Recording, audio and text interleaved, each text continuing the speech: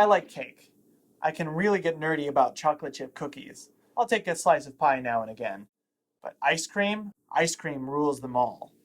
Think about it. Which of the desserts I just listed wouldn't be better with a scoop of ice cream? Yet, I suspect that you've spent more than a couple of dollars on pints from the store that range in quality from fantastic to not worth the calories. Especially in the world of vegan ice cream, your options can quickly become very slim. Will the closest grocery store have the good vegan ice cream, or will there only be an icy soy brick at the other end of your spoon?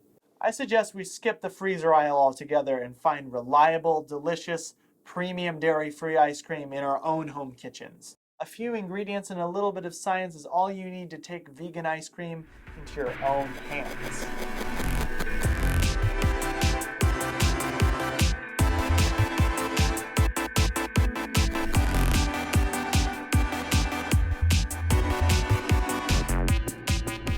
Essentially, ice cream is built from ice, air, fat, and sugar, plus some other stuff, most of which is there to provide additional flavor and texture.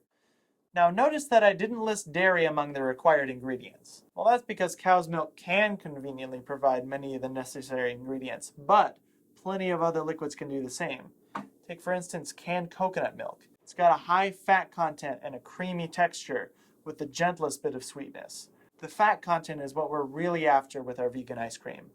Using plain old almond or soy milk by themselves will not give you a smooth and creamy texture. It'll be more like a grainy, chunky sorbet of an ice cream. See, the key is to inhibit the growth of ice crystals.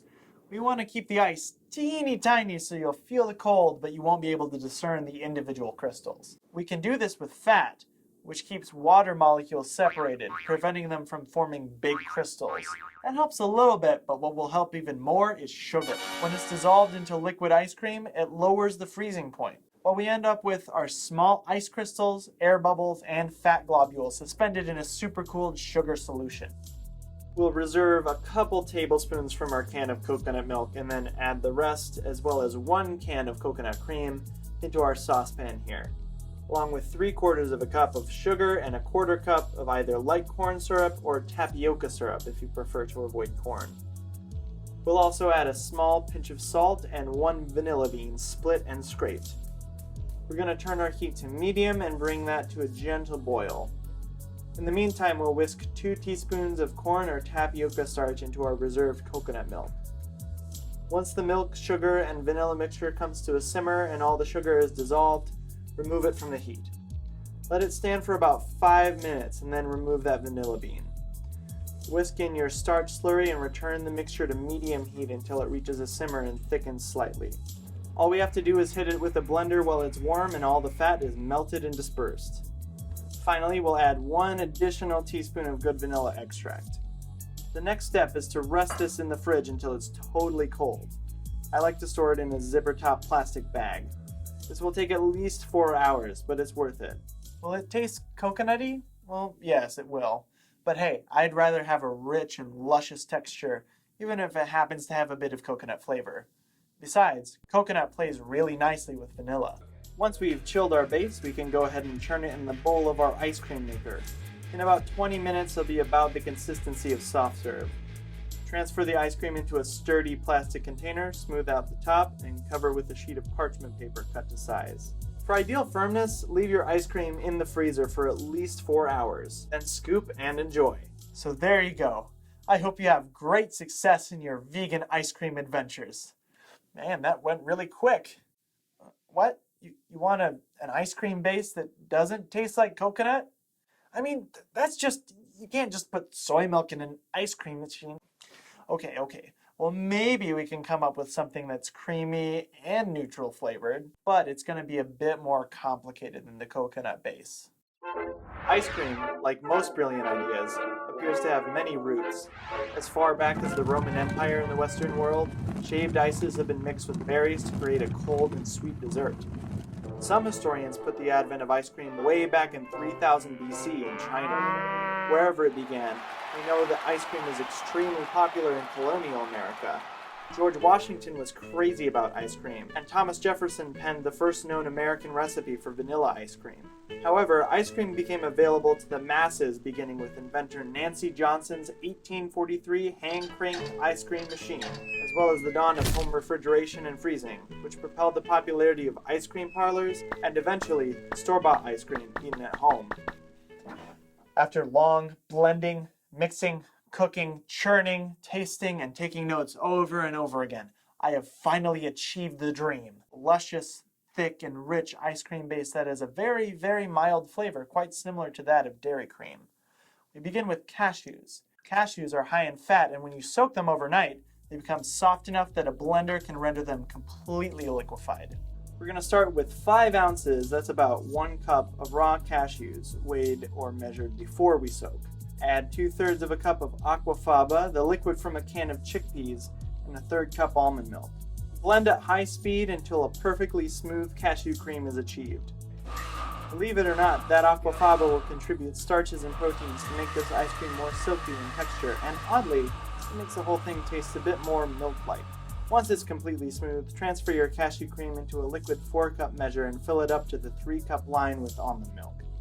That's about a cup of additional almond milk. Whisk that together and dump it right into a saucepan. Meanwhile, we might as well work on another flavor while we're building a new base. In a separate saucepan, we'll combine 1/2 cup of brewed coffee, 1/2 cup of sugar, and 1/2 cup of high-quality cocoa powder, as well as a pinch of salt. Bring that to a boil over medium heat, whisking constantly so nothing burns. And once it comes up to a boil, keep whisking and boiling for about 1 minute. Remove the syrup from the heat and add 1.5 ounces of dark chocolate. I like the 70% stuff.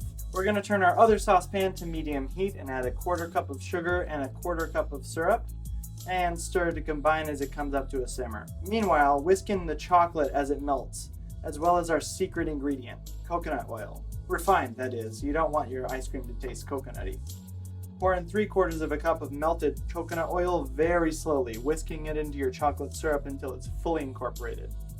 Now that our cream and sugar are dissolved together, we'll turn off the heat and slowly pour the cream mixture into the chocolate syrup, whisking it in constantly until it's thoroughly combined. Now there's a lot of fat in there, and we just added a lot of water-based liquid. So just to ensure full fat homogenization, I'm going to hit this with my hand blender for 30 seconds to a minute. Finally, whisk in a single teaspoon of vanilla extract. Then the same deal as before. Chill, churn, and freeze until scoopable. You will never have a chocolate ice cream this dark and intense from the store. There. Now you have 2 ice cream bases. Are you happy now? Well, I do suppose those others were a bit labor intensive. How about one you can make in your blender? 5 ounces of avocado flesh can provide a good bit of fat to make our ice cream base nice and thick and creamy. We'll toss that in the jar of our blender, along with a 1/2 cup of refined coconut oil, 3/4 of a cup sugar, and 1/4 of a cup syrup, plus a little pinch of salt. We'll blend that until it comes together into something of a smooth puree. Then add 2 cups of almond milk and 2 teaspoons of peppermint extract. Hey, we've already made it green, might as well make it mint. And we'll blend that until it's completely smooth and pour it into a plastic bag. Now, since speed was a bit of an issue for this one, we can just submerge our base in an ice bath. That should be about 20 minutes. Once the mixture is chilled, churn it, and when it's about 1 minute away from completion, add in your chocolate chips. A lot of ice cream can get stuck to the cold sides of your freezer bowl. The best way to get all your ice cream out is to use a plastic bowl scraper. It's flexible so it can conform to the sides and scrape out every bit of ice cream, and it will never ever scratch the insides of your bowl. Not bad for a $3 tool. There you go. 3 flavors and bases of ice cream, just as creamy and delicious as the most rich, super premium dairy ice cream. And it won't cost you an arm and a leg. Scoops away, veggie nerds.